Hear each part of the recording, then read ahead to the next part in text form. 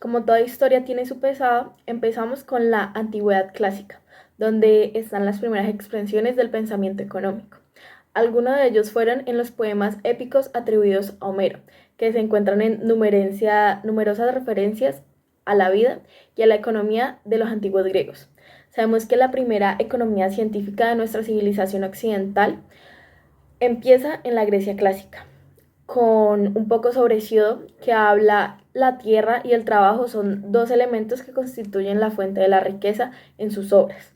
También propone practicar la generosidad, dado que proporciona gran felicidad y alegría en un buen grado. Por otro lado, también tenemos a Demócrito, que encamina un poco sobre la propiedad privada y fue el primer autor en construir una filosofía materialista. Genofonte es una de las grandes mentes que escribió una famosa obra llamada Análisis y Económico.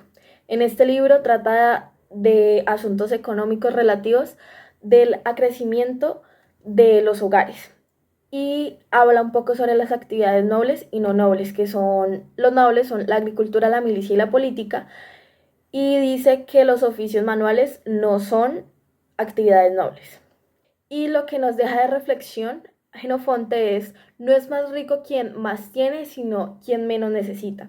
Por otro lado, tenemos al gran exponente que es Platón, donde nos dice cómo está dividida la sociedad, que primero están los gobernantes o filósofos, los guerreros y los productores, donde los gobernantes y filósofos son los miembros más sobresalientes, los guerreros son los que protegen a la polis y los productores son los que satisfacen las necesidades de la polis siendo la ciudad.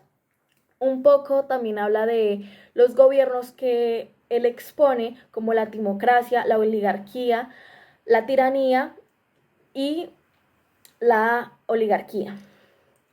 Por otro, también pone la práctica de la virtud como el mayor bien.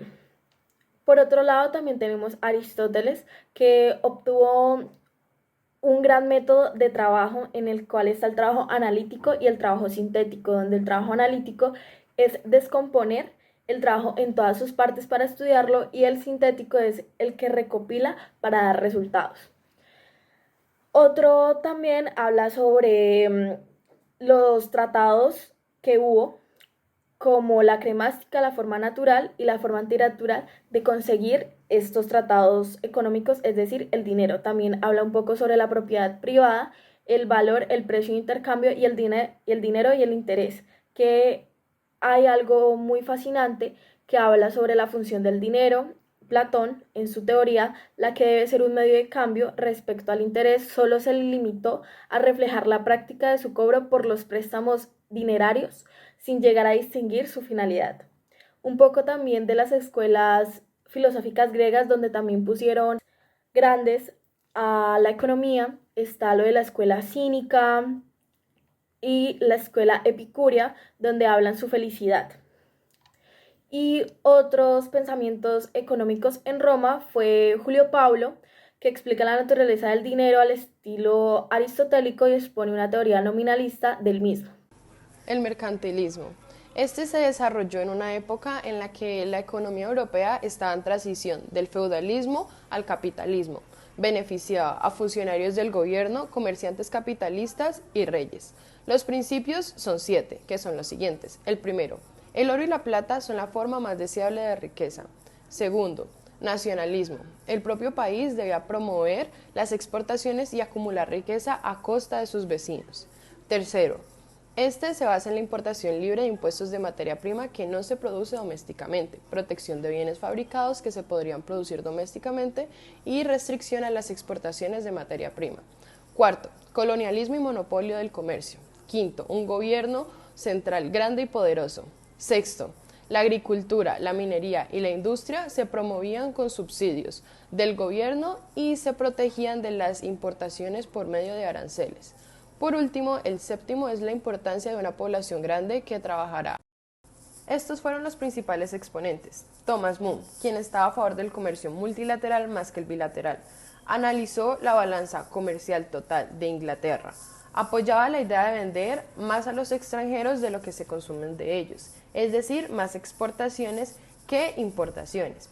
El siguiente es Jean-Baptiste Colbert, ministro francés de Finanzas y mercantilista. Aseguraba que la regulación de bienes era necesaria para asegurar exportaciones de alta calidad. También afirmaba que las 4 profesiones útiles eran la agricultura, comercio, guerras en tierra y guerras en mar. Estaba a favor de una población numerosa, trabajadora y mal pagada.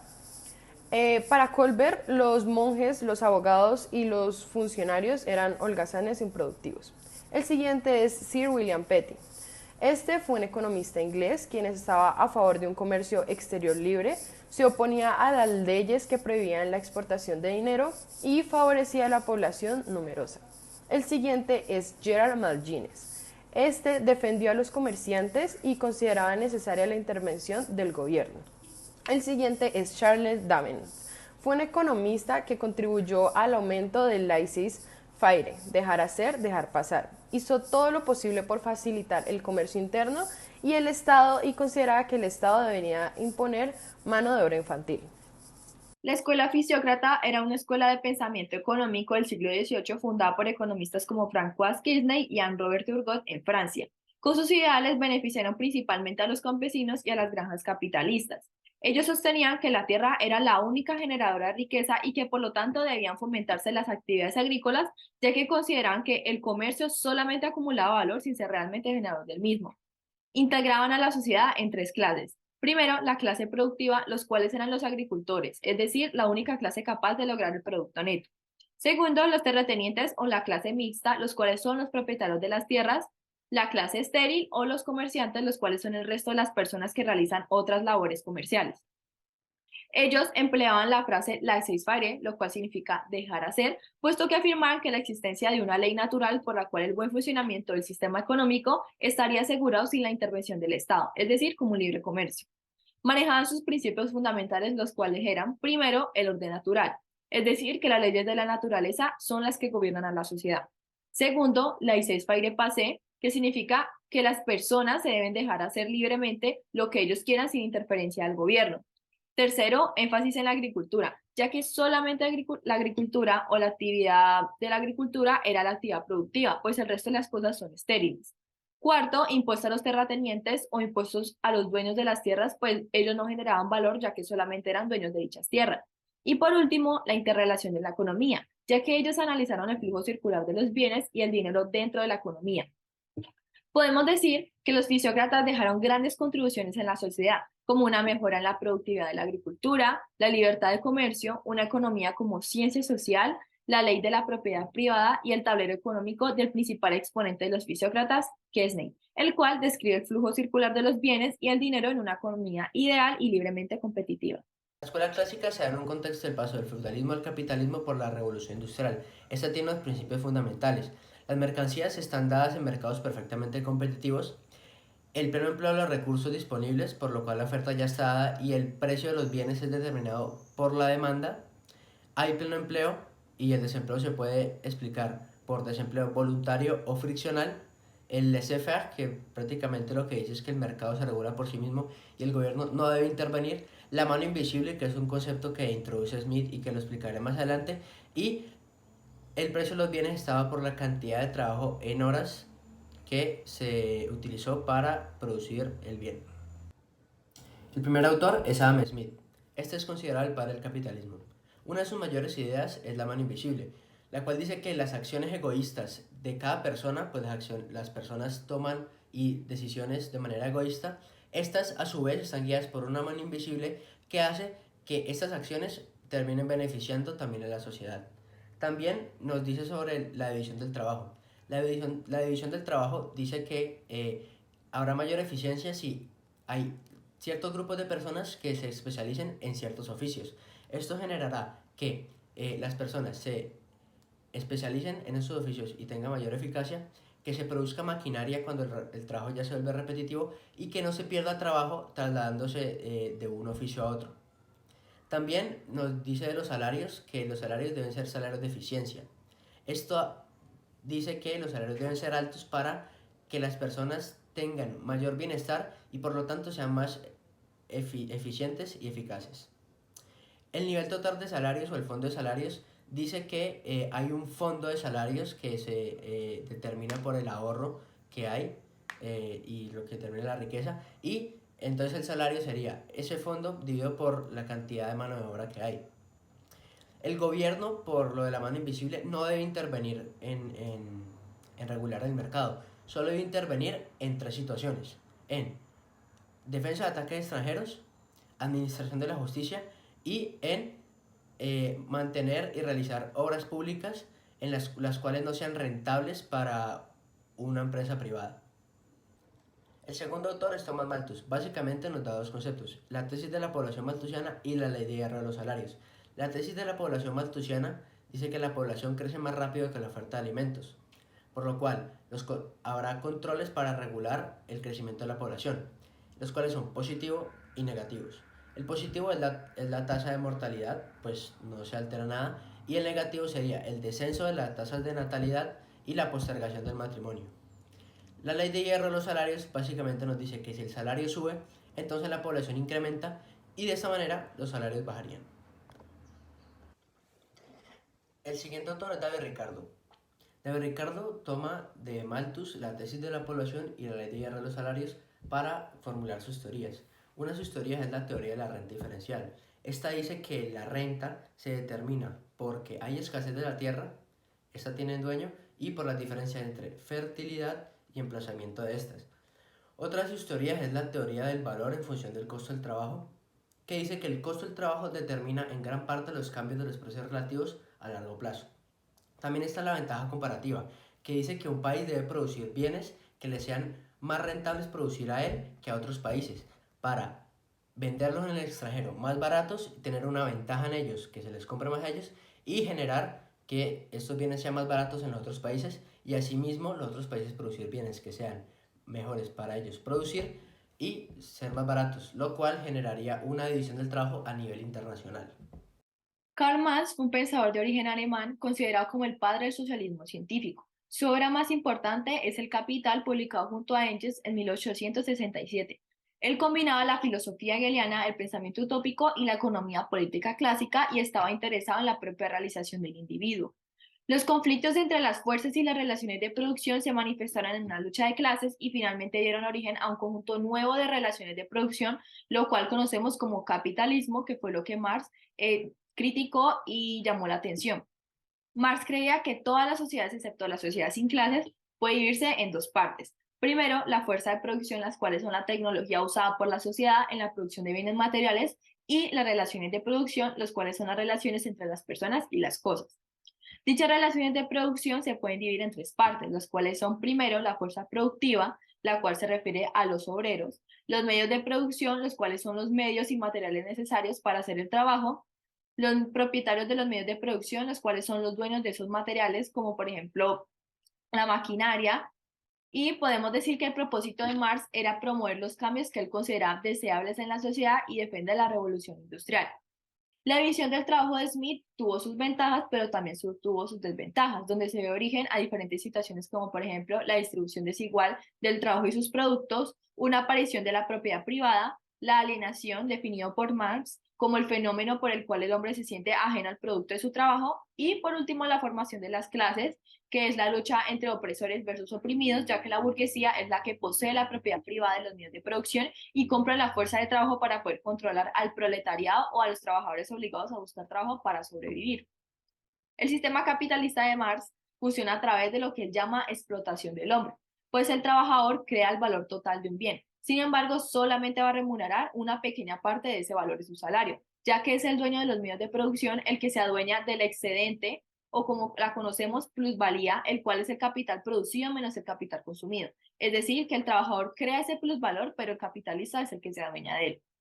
Marx, para esta crítica, desarrolló unos principios en su obra El Manifiesto del Partido Comunista, los cuales son: primero, abolir la propiedad privada de la tierra y destinar todas esas rentas a propósitos públicos; segundo, imponer un fuerte impuesto progresivo sobre el ingreso; tercero, abolir los derechos de herencia; cuarto, confiscar las propiedades de todos los emigrantes; quinto, centralizar el crédito en las manos del Estado mediante un banco nacional con capital estatal; sexto, centralizar los medios de comunicación y el transporte en manos del Estado; séptimo, ampliar las fábricas y los instrumentos de producción e incorporar al cultivo de tierras ociosas; Octavo, obligar equitativamente el trabajo para todos. Noveno, combinar las industrias agrícolas con las manufactureras, aboliendo gradualmente la distinción entre la ciudad y el campo. Y por último, introducir una educación gratuita en las escuelas públicas para todos los niños. Finalmente, él deseaba desarrollar una herramienta para la liberación de todos los trabajadores de todas las cadenas del sistema capitalista, los cuales eran explotados y limitados a su capacidad de desarrollo intelectual. De modo que Marx fue un gran contribuyente, pues gracias a él se desaparecen las tensiones y las diferencias de poder que obligan a los trabajadores a trabajar en malas condiciones por salarios bajos. Vamos a hablar un poco sobre el marginalismo, que es una escuela del pensamiento económico surgida en el siglo XIX, en parte por reacción a la escuela clásica y su teoría del valor trabajo, que se centra en margen, es decir, en la última unidad producida o pérdida de un bien. Su principal aporte fue la ley de la utilidad marginal decreciente, según la cual el valor de un bien para su poseedor, partiendo así sea de la teoría del valor subjetivo, lo determina la utilidad de la última unidad producida de ese bien, decreciendo mientras más unidades posea. Los marginalistas introdujeron un lenguaje formalizado que llevó a la asimilación de la materia económica, aunque para ya está parcialmente usada por la escuela clásica. Sus principales exponentes son Gibbons, Karl Meyer, von Weiser y von Bohm. Un poco de lo que se le puede atribuir a estos cuatro grandes exponentes del marginalismo es que Gibbons decía que en la utilidad marginal decreciente la utilidad no se podía medir. Entonces se medía en el placer o satisfacción, son subjetivos y se calculan solo mediante la observación de la conducta y la consideración de las preferencias humanas. Ahí habla un poco sobre la elección racional y algo interesante sobre este autor es la teoría del intercambio que beneficia a cada individuo según la utilidad que se reporte en el bien. Un poco sobre lo que él refutó de la teoría del valor trabajo es que el trabajo mismo tiene un valor desigual, el trabajo es variable y el trabajo es un costo psicológico subjetivo, doloroso en el esfuerzo.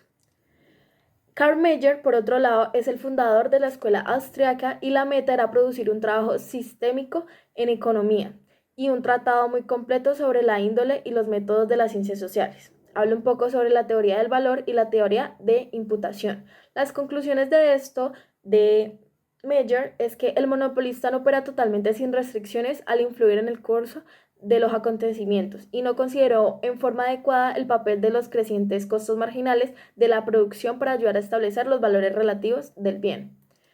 Por otro lado, von Weiser introdujo el término utilidad marginal en el vocabulario económico, donde es el valor de intercambio frente al natural, que no hay un valor de intercambio objetivo debido a que a sus raíces están asentadas en los estímulos subjetivos del individuo, donde aquí encontramos el valor natural y el valor de intercambio, siendo el valor natural la utilidad marginal y el de intercambio la combinación de la utilidad más el poder adquisitivo.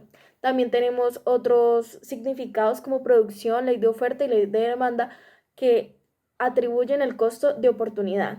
Y lo que, por último, el exponente von Bauer analiza un poco del elemento sobre el tiempo, que no el tiempo en relación con los cambios sistémicos en la economía o en la relación con el crecimiento económico, sino con el tiempo como en elemento significativo en el curso normal de sus asuntos económicos que influye en todos los valores de precios e ingresos. Escuela keynesiana. El modelo keynesiano es una teoría económica desarrollada por Keynes a través de un modelo económico en el cual se demuestra fundamentalmente la relación que existe entre el nivel de ocupación o empleo y el nivel de ingresos de un lugar. El keynesianismo beneficiaba a las instituciones competentes de los estados para evitar sus caídas de gobiernos y sus economías. Las 5 principales características son: sostiene que la herramienta principal es la política económica y que es el único camino para paliar la crisis económica de un país. Segunda, se trata de una teoría económica que propone que los gobiernos sean los encargados de intervenir en los recursos necesarios para estimular la demanda. Tercero, la política fiscal es el instrumento único para regular la economía. Cuarto, señala al desempleo como el principal peligro para la economía de cualquier país. Y quinto, la economía keynesiana se caracteriza principalmente por la intervención del Estado como un agente económico. Es por esto una teoría totalmente opuesta a la economía liberal. Los principios son énfasis macroeconómico, orientación de la demanda, inestabilidad de la economía, rigidez de los salarios y precios y políticas monetarias y fiscales activas. El principal exponente fue Johann Maynard Keynes, quien nos menciona sobre la teoría general del empleo, el interés y el dinero. Nos dice que el ahorro del individuo está en función de los ingresos y la inversión de los empresarios depende de las expectativas. Menciona que si las expectativas de los empresarios son favorables, se provoca una fase expansiva con mucha producción y si son desfavorables, la contracción de la demanda puede generar una depresión. Nos menciona que el Estado puede impedir la caída de la demanda aumentando el gasto público. Menciona la teoría de la preferencia de liquidez, que es la preferencia por conservar el dinero. Y finalmente nos habla sobre las preferencias que están determinadas por las expectativas futuras del mercado y por la velocidad del dinero. La economía del bienestar. La economía del bienestar es la rama del análisis económico cuyo afán es maximizar el bienestar de las personas en la sociedad. El primer autor es Vilfredo Pareto. Vilfredo Pareto toma la tasa marginal de sustitución y la tasa marginal de transformación. Esta dice que la tasa marginal de sustitución debe ser igual a la tasa marginal de transformación para que haya una eficiencia económica en sentido del bienestar. Arthur Cecil Pigou. Este autor decía que la mayor igualdad de los ingresos bajo ciertas condiciones podría incrementar el bienestar económico y social. Estas condiciones eran que las personas fueran similares en cuanto que tuvieran los mismos antecedentes y fueran educadas en un entorno similar. También decía sobre la divergencia entre los costos y los beneficios privados y sociales y decía que la tarea del gobierno en el bienestar de la sociedad sería igualar los beneficios y costos marginales y sociales. También hizo una teoría que se denomina el efecto Pigou, que sería una disminución en el nivel general de precios que acompaña a una depresión económica, aumentaría el valor real de los activos de las personas y en consecuencia las personas empezarían a consumir más, llevando una mayor demanda a la economía y llevando de nuevo al pleno empleo. El tercer autor es Ludwig von Mises.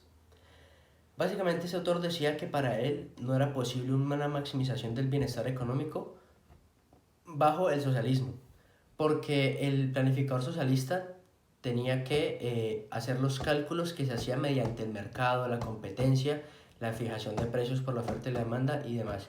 Y al no haber competencia y al no haber esa determinación de quién es el más óptimo para manejar una industria, para hacerla crecer, pues no se maximizaría la utilidad y el bienestar económico. El siguiente autor es James Buchanan.